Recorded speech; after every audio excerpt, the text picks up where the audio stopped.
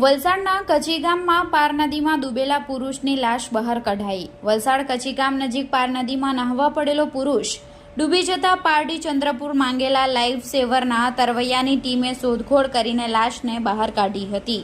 વલસાડના કાકડમતી ગામે રહેતા દીપક કીકાભાઈ આહિર સવારે 11 વાગ્યે વલસાડના કચીગામ નજીક પાર નદીમાં નહાવા માટે ગયા હતા, જે દરમિયાન તેઓ ડૂબી ગયા હતા, જેની જાણ કચીગામના આગેવાન પ્રકાશભાઈને જાણ થતાં તેઓએ પારડી ચંદ્રપુરની માંગેલા લાઈફ સેવરની તરવૈયાઓની ટીમને જાણ કરી હતી। તેઓ ઘટના સ્થળે પહોંચી હોળી દ્વારા પારડી પાલિકાના સદસ્ય અને તરવૈયા ટીમના સભ્ય જિગ્નેશ માંગેલા, રાજુ માંગેલા, મહેન્દ્ર માંગેલા, ઉમેશ માંગેલા, ભદ્રેશ માંગેલા, હર્ષવર્ધન માંગેલાની ટીમે નદીમાંથી પુરુષની લાશને શોધી કાઢી બહાર કાઢી હતી। વલસાડ રૂરલ પોલીસે લાશનો કબજો મેળવી વધુ તપાસ હાથ ધરી હતી।